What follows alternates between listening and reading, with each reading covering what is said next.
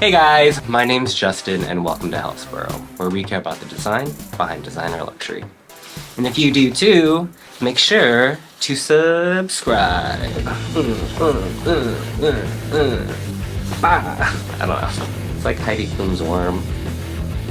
So for today's video, I have something very exciting.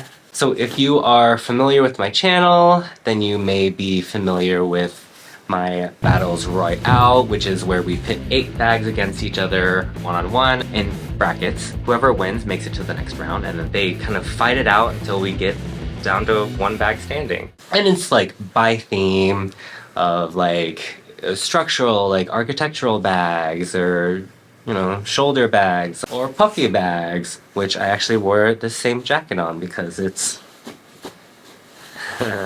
puffy. Through the course of this past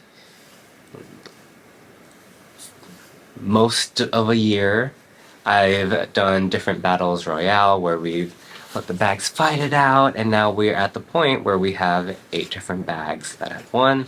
So I thought, why not have some fun and pit all of these bags randomly against one another, and we'll just see which end ends up on top. So while each of these bags won for being the best in each of those themes, right now we're just gonna pit them against one another, themes be damned, and just let it be about practicality, design, the look, the attention, just all these kinds of things that we think about when we think about what makes a good bag. So I'm pretty sure you figured it out, but this video has all the spoilers for the different Battle Royale videos that I've done in the past. I'll link up somewhere so you can catch up if you haven't. Alright, so for today's bags, we have the Louis Vuitton Noé, the Bottega Veneta Structure, the Bottega Veneta Padded Cassette, the Loewe Hammock in natural fiber, the Balenciaga Extra Small Hourglass, the Chanel 22 Backpack, the Gucci Diana, and the Dior Saddle bag. Are you ready, All-Stars? Let's get all started! Round 1, Match 1. Louis Vuitton Noé Versus Bottega Veneta Structure. Fight. Okay, so for this first bag, we have the Louis Vuitton Noé. I would call it a classic bag shape from Louis Vuitton. It's this kind of like bucket, drawstring, pouch bag where it has this like rounded rectangular base made from vachetta leather, and then it goes into the coated canvas, and then there's vachetta leather trim throughout, but then the top it has like a little drawstring made out of the same leather. So why I think it's super charming and why this bag won its Battle Royale is that it has a really interesting history. If you're not aware, this bag was originally created so that you could carry 6 bottles of champagne and not have to worry about them breaking. That's why it has this kind of like rounded rectangular shape to it, going into like a drawstring, so then it holds it all tight together. I'm sure there's meant to be like padding or whatever, but in any case, the history of this bag makes it like really fun and honestly like iconic in its own right. Up next, we have the Bottega Veneta Structure bag. So this is a like pouch clutch kind of shape. It's just basically a rectangle, and it's not in the exact like intreccio interwoven leather style that Bottega Veneta is known for, but it does have a certain type of weave that actually gives this bag, like the name implies, some structure. For me, what was the most interesting thing about this bag, and this is actually why it won, is that this weave, because it allowed it to have this kind of structure, it allowed it to play with the human form. So in some pictures, you'll see the models carrying it like it's like a wrist, what is that called? A bracelet? You can see it flat or given just some sort of like interesting shape. For me, it's whenever like the material or the treatment of material allows for some other type of aspect to the bag to happen, whether it's structure or silhouette, something like that. That's always like top marks in my book. Alright, so let's compare the two. It's kind of funny, when I made those first 2 Battle Royale videos, I was instantly like, I need both of these bags. These bags are crazy. Oh my gosh. History. Structure. Ew. But now I'm like, okay, I can appreciate these bags for what they are, but I don't personally need them. That being said, I see a lot of people around here carry the Noé, and it works. It's a very nice bag. And then on the other side of the coin, I've literally never seen the structure being carried like in its natural habitat. So for me, it's almost a little unfair to kind of like put them up against each other. But I mean, what is All-Stars without it being unfair, right? So when you boil it down, it basically comes down to a bag that has this kind of practicality and history versus a bag that has this kind of like artistry and really interesting form and ability to shape its form. For me, whenever I look into a bag, I always need to look a little bit into the versatility of it. How many ways can you carry it? How many different settings can you wear it? And for me, neither of these bags really do quite that for me. Between these two, I would rather go for something that's at least a bit more of a workhorse. So this round goes to the Noé.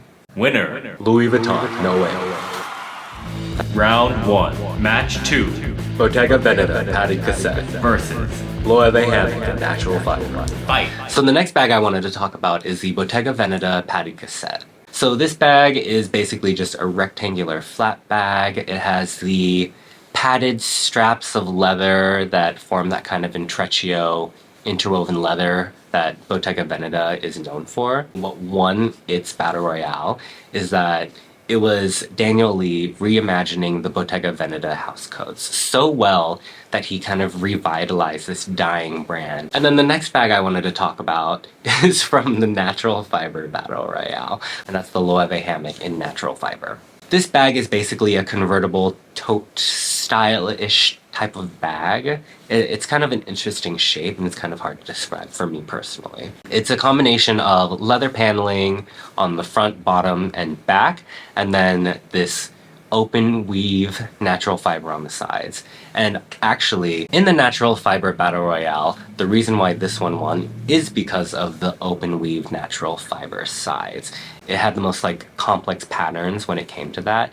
Not to mention that it also folds into this really beautiful, almost like a fortune cookie type of shape, you know? Honestly, this is like me setting up Loewe, and I'm so sorry because I love Loewe.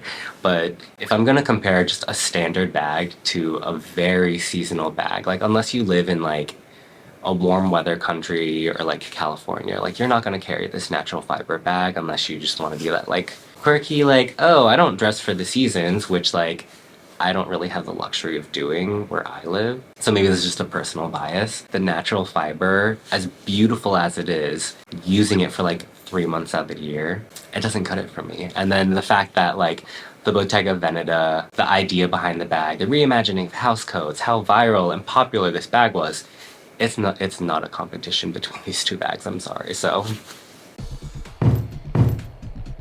Padded Cassette. Winner. Bottega Veneta Padded Cassette. Round 1. Match 3. Balenciaga Hourglass XS Versus. Chanel 22 backpack. Fight. Alright, so the next bag I wanted to talk about is the Balenciaga Extra Small Hourglass.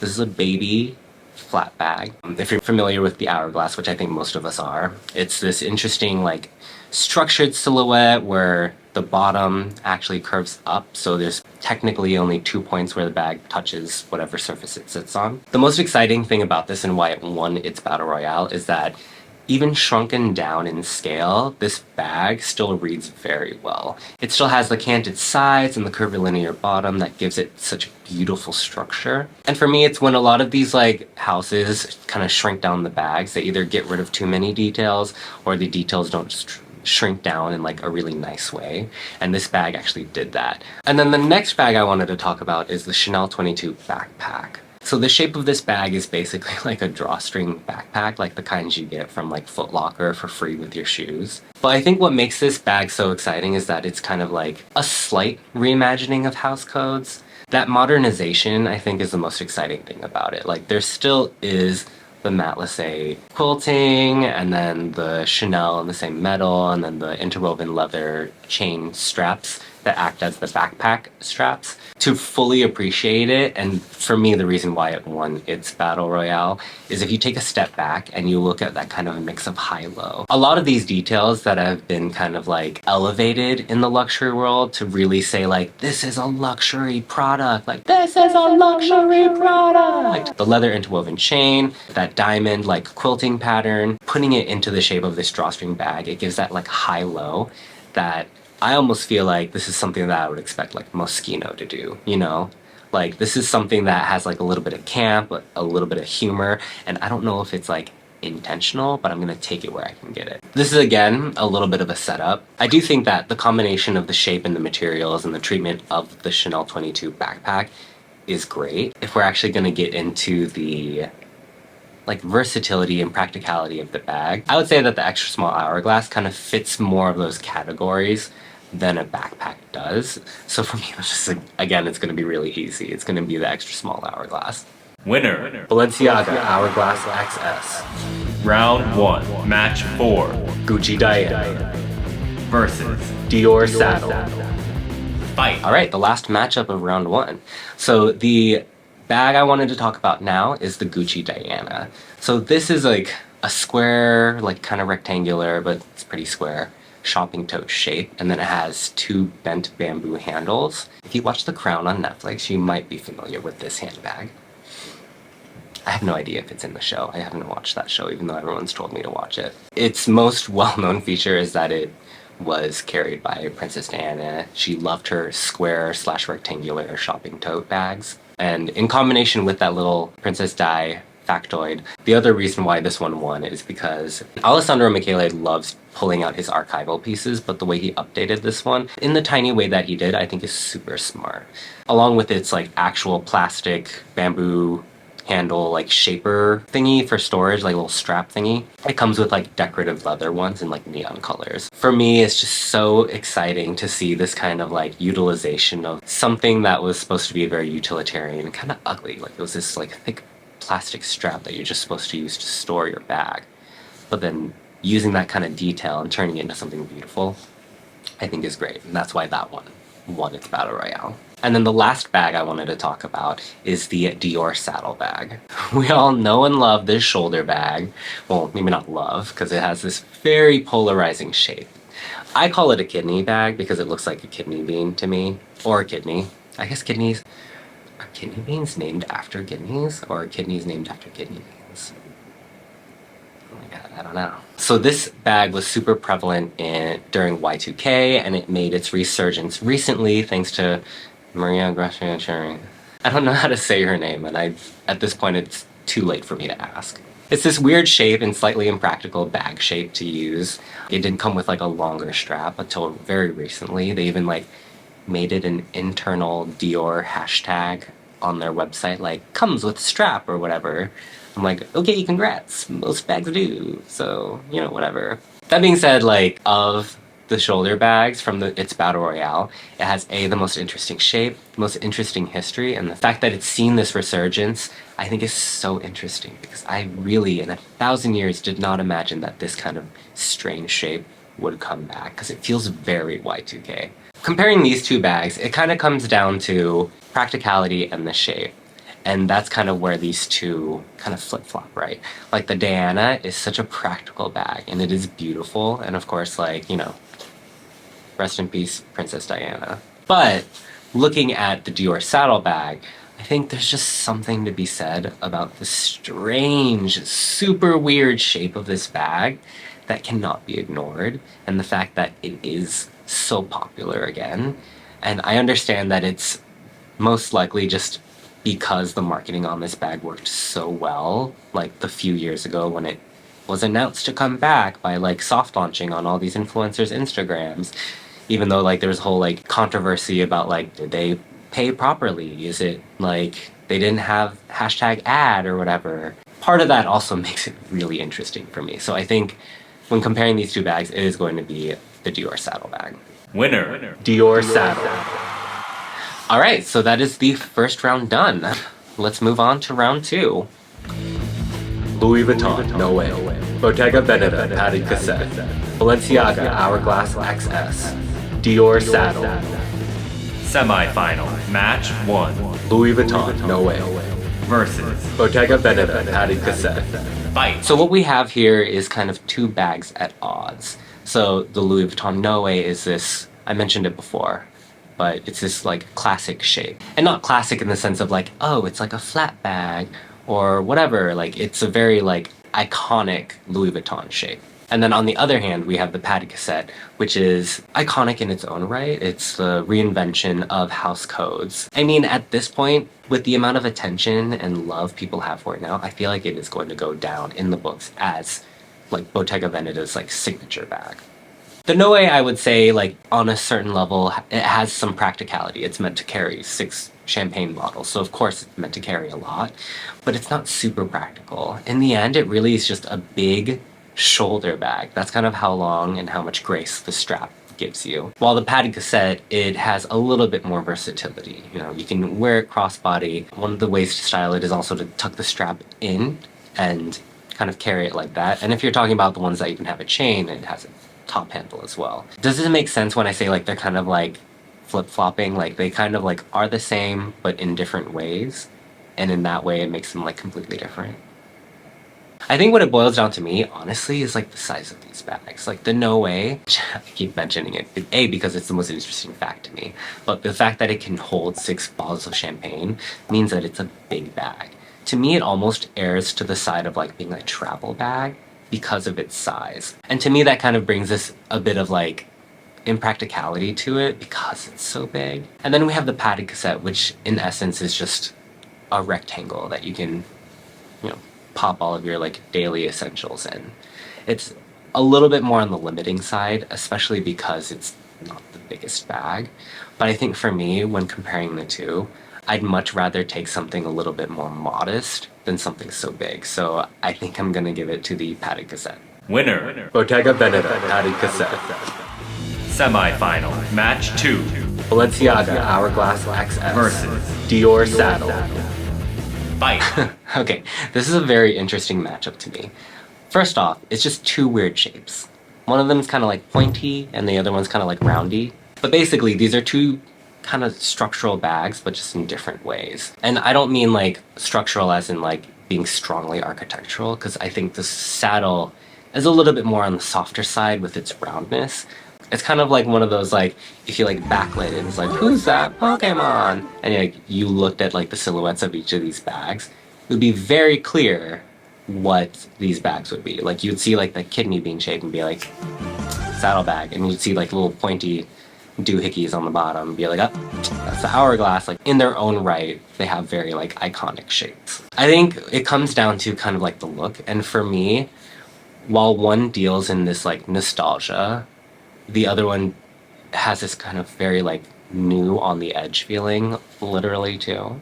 A lot of the time when we look at nostalgia, it's kind of become this like thing that you can be lazy and fall back on in a way. You know what I mean? It's not the same as like pulling something archival out that people maybe don't recognize and updating it. It's more like going back to recent memory, seeing something that someone liked and be like, yeah, sure, I'll just do that again. And it's kind of like, I mean, it's kind of what you see with media now. The fact that they like started like remaking like Riverdale and Fate, the Winx Saga. I don't know, those are the ones that came to mind right now. The more new edgy shape, I think that's the one for me. So extra small hourglass. It's hard to cross my arms because this is so big.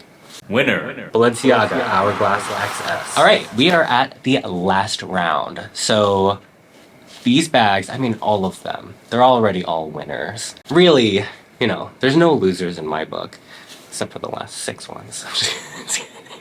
These last 2 bags, they've already won their own, and they've pushed past the rest of the competition. Also, it's really hot, so I'm gonna be taking this off. Okay, I had to change because I was sweating. Also, I had to put something else on because you can totally see my nipples, so. Also, this is the first jacket I wore from my first battle royale. Ow. Final. Bottega Veneta Patek Cassette Versus Balenciaga Hourglass XS. Fight. Actually, this is a very fitting end to the All-Stars Battle Royale. These are some of the most popular bags we've seen in like recent years. The Patek Cassette and the Hourglass, maybe not the extra small, but that shape in general, I think they've kind of like taken over like the like social media sphere. Not to say that like, oh my gosh, whatever influencers do is the most important thing in the world. Like that doesn't really matter to me personally, but I do think it's important to know. Interestingly, these are both, again, inspired and formed by things of the past. So for the padded cassette, I've said it a million times, but the existing house codes, the intreccio leather, then like amplified and like pumped up into this puffy kind of like You want to get looking finish to the woven leather. And then we have the hourglass, which honestly I can't really find the substantiated evidence for this. But I mean, if people say that that's how it is, then I'll believe it because I'm gullible. But apparently, the hourglass bag is informed by the Basque waistcoats that Cristobal Balenciaga used to make way back when. I mean, it's definitely like believable, but honestly, like if you say something about hourglass and the hourglass figure, like duh, of course it's going to be inspired by like something from that time when the hourglass was like super popular. These two bags are very good examples of like taking things from the past and updating them, turning them on its head, flipping it side out, club, another club. Nope, that's the wrong Lady Gaga reference. Spit it out, vomit it, give birth to it. That's the one. Another interesting thing that I don't know if I've like mentioned enough on this channel is that this bag is unlined. Basically, you're relying on that puffiness to kind of like close the gaps between the woven leather. So you can really like stick your finger through and like if you have something small, it might fall out. Which I would say is kind of like a negative and a positive. The negative is the practicality aspect, but the positive is I just find that really interesting that like, A, they didn't see a need for lining, and I'm glad they didn't, but B, that like there is this kind of openness for something so heavy. Like trust this bag. If you have held one before, it's heavy. So I wanted to look at kind of like the most detail of the detail things, and that's things like straps and hardware, just the little good tiny bits, you know? The straps that the hourglass comes with, regardless of the size of it, whether it's medium, small, extra small, it's all the same strap. It's basically one of those bags where it's just kind of like an offcut of the leather in a way, and then it just like is like put on with like different like clasps, and that's kind of it. That being said, the clasps I find extremely beautiful. I think where it connects doesn't necessarily make the most sense for me because it's on the top of the flap. And that means that even if you don't have the strap attached, you're still gonna have that hardware like on the top of your bag, which for me is, I never wear it without the straps, but if you do, I would say that's kind of distracting. And then I wanted to talk about that front like B metal emblem. For me, it's not the most like elegant way of branding the bag, just a blown up B to stand for Balenciaga. A lot of the times, because the flap goes low enough, this B actually hangs down below where the base kind of curves, so you find it dangling a little below. I do find that interesting. And then on the padded cassette, it kind of depends on which one you have, because of course we have the one that's the chain, has a top handle. This chain's like super heavy. It's like very heavy duty, and it's not necessarily like my favorite. Like if I'm gonna have something to carry around, I don't want it to be that heavy or kind of that uncomfortable. But then if we're just talking about like the standard padded cassette, that kind of like triangle on the strap, it's a very subtle way of getting the branding. And then on top of that, the actual closure being with that, I don't even know what this type of closure is called, but it's like that little like metal disc on the underside of the flap going into like that like locking kind of thing. It doesn't really lock, but it has this like place where it like comes and like sits, and having that be a triangle as well. Call me ignorant, but like I'm not like 100% versed on like where that like triangle came from. I don't know if that's like a Daniel Lee signature or something like that, but I do think it is beautiful how it communicates the same kind of form language from the strap to the actual closure. I don't know, letting that closure be what closes it, I find really interesting, rather than something standard like a zipper or a magnetic lock or something like that. I do find it quite beautiful. It's very simple. It almost reminds me of like Japanese woodworking, where they have like the different pieces fitting in and you don't actually need to use nails because of the way that it's been constructed. Obviously it's not the same like effect, but it does like call to mind like that kind of way of thinking of like creating something that when it's joined, or rather unjoined, it's beautiful. All right, but then what does this all mean? I think just taking a look at like which one of these bags has had more impact, not only within like social media, but also like within the house and the revitalization of it. And then looking at like the way that every single detail of this bag has kind of been thought through, I think is really admirable. So I think that's why for the first All-Stars for the Battle Royale, I think the winner is going to be the Patty Cassette. Champion. Bottega Veneta, Patty Cassette. Alright, that was the first All-Stars. I don't know why I called it All-Stars, I just thought it'd be funny. Watch it be just confusing, but you know, whatever. Let me know what you guys think. I'm not really surprised. If you look at like everything that, like the amount of attention that bag's gotten, the details, and how it helped rejuvenate the Bottega Veneta house in general, it's kind of a no-brainer for me. But let me know what you guys think. Do you think there's any other bag from this motley crew that could have won? Like maybe on a different timeline, like every bag, everywhere, all at bag. I don't know, let me know. I love hearing from you guys. But that is all I have for you today. If you like this video, please make sure to like and subscribe. That lets me know that you like this kind of content and that you too care about the design behind designer luxury. Until next time. I don't know if I'm allowed to sing that because I don't know. We didn't pay for anything, so. Also, does anyone know what this is?